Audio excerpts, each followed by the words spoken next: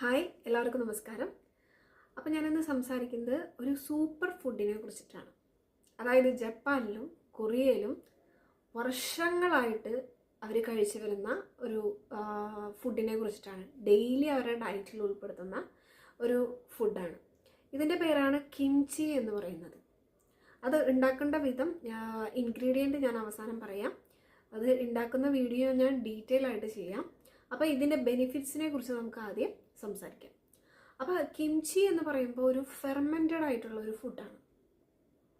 അപ്പോൾ ഇതിൻ്റെ ബെനിഫിറ്റ്സ് എന്ന് പറയുമ്പോൾ ആദ്യത്തെ ബെനിഫിറ്റ്സ് എന്ന് വെച്ചിട്ടുണ്ടെങ്കിൽ നമുക്ക് കുറേ കാലമായിട്ട് വായനാറ്റമൊക്കെ ഉണ്ടെങ്കിൽ അത് മാറാനായിട്ട് സഹായിക്കും.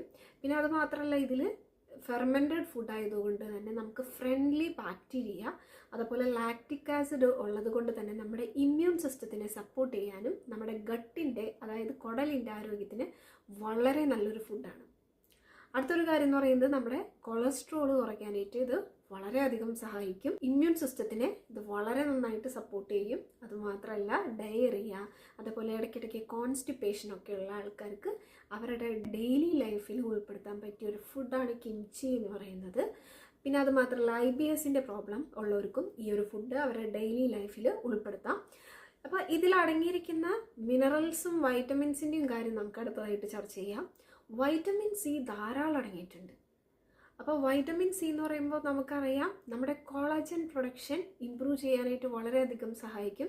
അങ്ങനെ നമ്മുടെ സ്കിന്നൊക്കെ സ്മൂത്ത് ആയിട്ടിരിക്കാനായിട്ട് ഇത് വളരെയധികം സഹായിക്കും. കൊളാജൻ എന്ന് പറയുമ്പോൾ നമ്മുടെ സ്കിന്നിന് നല്ല സ്മൂത്ത്നെസ് ഒക്കെ നൽകാനായിട്ടും നമ്മുടെ ചുളിവുകളൊക്കെ ഉണ്ടെങ്കിൽ മാറാനായിട്ട് സഹായിക്കുന്നതാണ്. അപ്പോൾ വൈറ്റമിൻ സി അടങ്ങിയ ഫുഡ് നമ്മൾ കഴിക്കുമ്പോൾ നമ്മുടെ കൊളാജൻ പ്രൊഡക്ഷൻ ഇമ്പ്രൂവ് ചെയ്യാനായിട്ട് വളരെയധികം സഹായിക്കും. ഈ കിംചിയിൽ ധാരാളം വൈറ്റമിൻ സി അടങ്ങിയിട്ടുണ്ട്.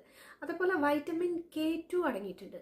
വൈറ്റമിൻ K2 എന്ന് പറയുമ്പോൾ നമ്മുടെ ശരീരത്തിലെ ബോണുകളിൽ കാൽഷ്യത്തിൻ്റെ അബ്സോർപ്ഷൻ കൂട്ടാനായിട്ട് ഈ വൈറ്റമിൻ K2 എന്ന് പറയുന്നത് വളരെയധികം സഹായിക്കും. അതായത് ഈ വൈറ്റമിൻ K2 ഈ ശരീരത്തിലെ ടിഷ്യൂസിലെയൊക്കെ കാൽസിഫിക്കേഷൻ, അതായത് കാൽസ്യം അടിഞ്ഞു കൂടുന്നത് കുറയ്ക്കാനായിട്ടും വളരെയധികം സഹായിക്കും. അതുമാത്രമല്ല, ഇതിൽ ധാരാളം അയൺ അടങ്ങിയിട്ടുണ്ട്, വൈറ്റമിൻ A അടങ്ങിയിട്ടുണ്ട്, അതായത് ബീറ്റാ കരോട്ടിൻ അടങ്ങിയിട്ടുണ്ട്, B അടങ്ങിയിട്ടുണ്ട്. അപ്പോൾ ഇത്രയും സൂപ്പറായിട്ടുള്ളൊരു ഫുഡാണ് നമ്മുടെ കിംചി എന്ന് പറയുന്നത്. അപ്പോൾ ഇതിന് വേണ്ട ഇൻഗ്രീഡിയൻ്റ് എന്ന് പറയുമ്പോൾ ക്യാബേജ് നമുക്ക് ആവശ്യമാണ്, ജിഞ്ചർ ആവശ്യമാണ്, ഗാർലിക് ആവശ്യമാണ്, ചില്ലി ആവശ്യമാണ്, റാഡിഷ് ആവശ്യമാണ്, ഒണിയൻ ആവശ്യമാണ്. ഇത്രയാണ് ഇൻഗ്രീഡിയൻറ്റ് നമുക്ക് ഇതിന് വേണ്ടിയിട്ട് വേണ്ടത്. ചൈനീസ് ക്യാബേജാണ് കൂടുതലും ഈ കിംചി ഉണ്ടാക്കുന്നതിന് കൂടുതലും പ്രിഫർ ചെയ്യുന്നത്. അപ്പോൾ എങ്ങനെയാണ് നമുക്ക് കിംചി ഉണ്ടാക്കേണ്ടതെന്ന് ഞാനൊരു വീഡിയോ ആയിട്ട് വരുന്നതായിരിക്കും. അപ്പോൾ ഈ വീഡിയോ ഇഷ്ടപ്പെട്ടെങ്കിൽ നിങ്ങളുടെ ഫാമിലിക്കും ഫ്രണ്ട്സിനും എല്ലാവർക്കും